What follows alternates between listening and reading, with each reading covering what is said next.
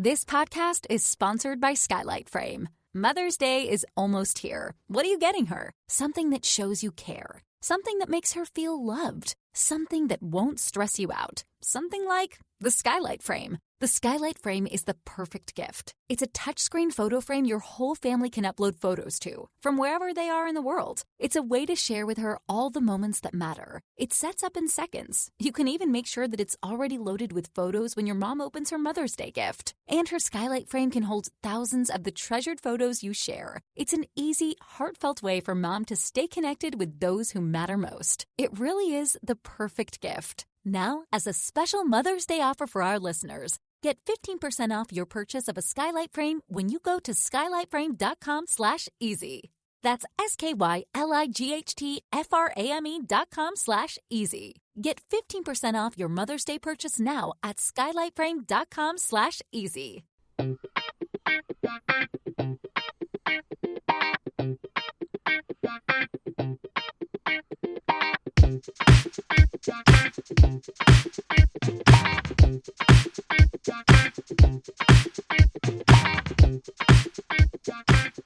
Hello, and welcome back to the Curious Kid Podcast.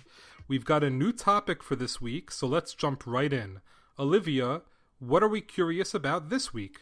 This week we're curious about microwaves. You got it. We are now in November, and the temperatures are dropping, and a nice warm meal is a great way to warm up on a chilly day.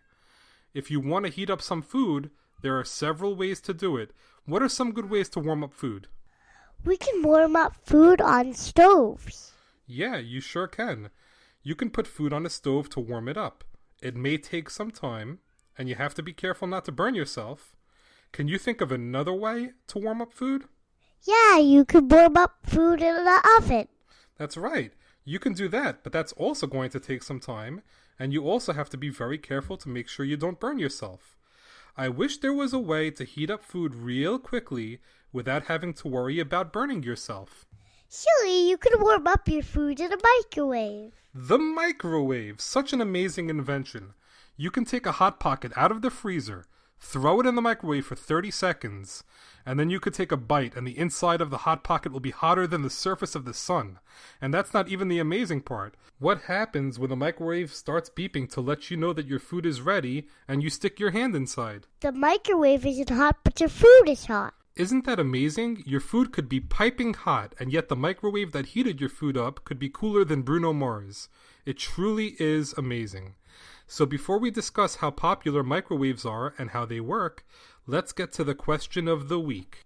The question of the week is it dangerous to stand next to the microwave when it's on? This podcast is sponsored by Skylight Frame. Mother's Day is almost here. What are you getting her? Something that shows you care. Something that makes her feel loved. Something that won't stress you out. Something like the Skylight Frame. The Skylight Frame is the perfect gift. It's a touchscreen photo frame your whole family can upload photos to, from wherever they are in the world. It's a way to share with her all the moments that matter. It sets up in seconds. You can even make sure that it's already loaded with photos when your mom opens her Mother's Day gift. And her Skylight Frame can hold thousands of the treasured photos you share. It's an easy, heartfelt way for mom to stay connected with those who matter most. It really is the perfect gift. Now, as a special Mother's Day offer for our listeners, get 15% off your purchase of a Skylight Frame when you go to skylightframe.com/easy.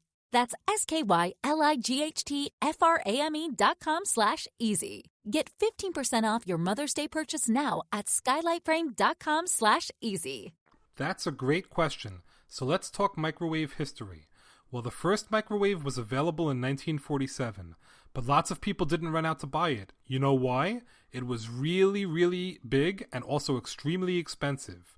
The first commercially available microwave weighed 750 pounds, and guess how much it cost? $100 million. $100 million? That would be crazy. Fortunately, it didn't cost that much, but it did cost a lot. In 1947, a microwave cost about $5,000. And that's in 1947. Today, that would be about $55,000. Totally insane. By 1955, a cheaper model was available, but it was still $1,295. So it didn't sell well either. In the late 1970s, Japanese companies like Sharp were making low-cost microwaves that were affordable, so microwaves started selling like hotcakes. And they're also great for making hotcakes. They sure are. In 1971, about 1% of U.S. households owned a microwave. Just 15 years later, in 1986, that number was up to 25%, or 1 in every 4 houses. By 1997, over 90% of U.S. homes had one. I actually remember being blown away by the microwave when we got our first one back in the 80s, when I was probably about Olivia's age.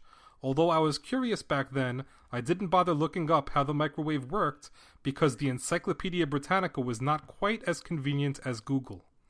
Okay, so this is where we break down the science behind microwaves.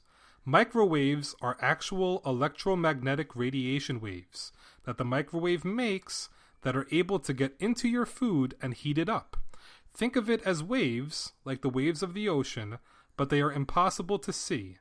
Microwaves have a frequency that allow it to heat up different foods that include the following: Fat, sugar, and water. Right. So why don't you tell everyone what happens when these waves get into the tiny little molecules in your food? It makes the molecules vibrate while heating the food. And that's not all. Conveniently, the waves made by the microwave have the right frequency to heat up food, but it doesn't heat up the stuff that holds your food. You don't have to worry about the ceramic, glass, and plastic. Exactly. So the ceramic, glass, and plastic you heat your food up in is not going to get really hot, but the food inside is still going to get hot. But you have to be careful. There is something that you should never put in a microwave. Tell them about it, Olivia. You should never put metal in the microwave, even utensils and aluminum foil. Yep. And you have to be careful about other not so obvious metal objects, like twist ties that have a metal wire, or the metal handle on Chinese food quart and pint containers. Now it's time to answer the question of the week. For the first time, we're going to have Olivia answer the question. Olivia, is it dangerous to stand next to a microwave when it's on? No way! If the microwave is broken, please don't stand next to it. Absolutely. So if the microwave is working and it's not broken in any way, it's completely safe to stand next to a microwave when it's on. I remember thinking that it's harmful to stand next to a microwave when it's on, but it's simply not true. As long as your microwave has no structural issues, all of those microwaves made by your microwave should stay right where they belong, on the inside. Now we are going to have another first for the Curious Kid podcast, our first listener mail reading. Mailbag! Mailbag! Before I read this email, I should tell you that we record our episodes about a month before they are released. So we got this one after episode 1, Curious About Sleep. This one comes from Shelly of Hollandale Beach, Florida. It says, "Hey guys, I'm addicted. I love it. Jacob, you are pretty amazing. Olivia, you're a star. Can't wait for episode 2. It should be a tremendous success. Congrats and good luck."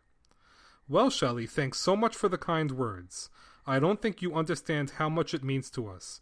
Olivia, do you have anything to say to Shelley? Thanks so much for the email. It means a lot to us. Well said. Well, that does it for episode 6. Curious About Microwaves. Olivia, say goodbye to our listeners. Bye. I hope you like podcast number 6. Great job.